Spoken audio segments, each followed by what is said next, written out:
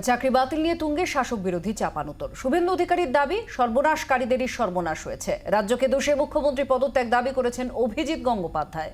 বিকাশ রঞ্জন ভট্টাচার্যের বক্তব্য, দুর্নীতিগ্রস্তদের ক্ষমতায় আনার ফল ভুগতে হচ্ছে মানুষকে। পাল্টা চাকরিহারাদের পাশে দাঁড়িয়ে মমতা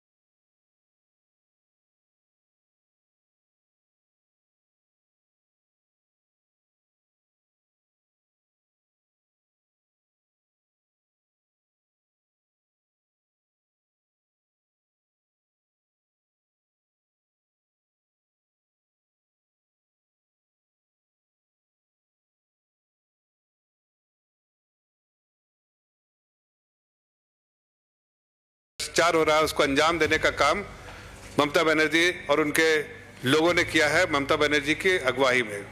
তার নির্দেশে শিক্ষা নিয়োগ দুর্নীতি মামলার তদন্তে নামে সিবিআই। সোমবার হাইকোর্টের নির্দেশের পর মুখ্যমন্ত্রীর ইস্তফা চেয়ে সরব হলেন প্রাক্তন বিচারপতি ও বিজেপি প্রার্থী অভিজিৎ গঙ্গোপাধ্যায়। জোচ্চোর মিথ্যাচারী মমতা ব্যানার্জির পদত্যাগ দাবি করছি। আমি প্রণাম জানাবো ভারতবর্ষের জুডিশিয়ারিকে, এবং এই জুডিশিয়ারি ভারতবর্ষের নাগরিকদের স্বার্থে কাজ করে, এবং আমি অত্যন্ত গর্বিত এবং আমি নিজেকে অত্যন্ত ভাগ্যবান বলে মনে করি যে আমি বেশ কিছুদিন এই জুডিশিয়ারির অঙ্গ হিসেবে কাজ করেছিলাম। চাকরি বাতিল নিয়ে এদিন রাজ্যকে কাঠগড়ায় তুললেন সিপিএম এর আইনজীবী নেতা বিকাশ রঞ্জন ভট্টাচার্য। বহু মানুষ তারা ক্ষতিগ্রস্ত হলেন, তাদের বোঝা উচিত যে দুর্নীতিগ্রস্ত রাজনৈতিক দলকে ক্ষমতায় আনলে কি পরিণতি হতে পারে।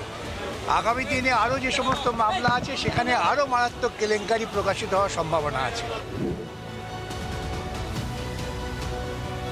বিরোধীদের আক্রমণের মধ্যেও চাকরিহারাদের পাশে দাঁড়ালেন রাজ্যের মুখ্যমন্ত্রী ও তৃণমূল নেত্রী মমতা বন্দ্যোপাধ্যায়।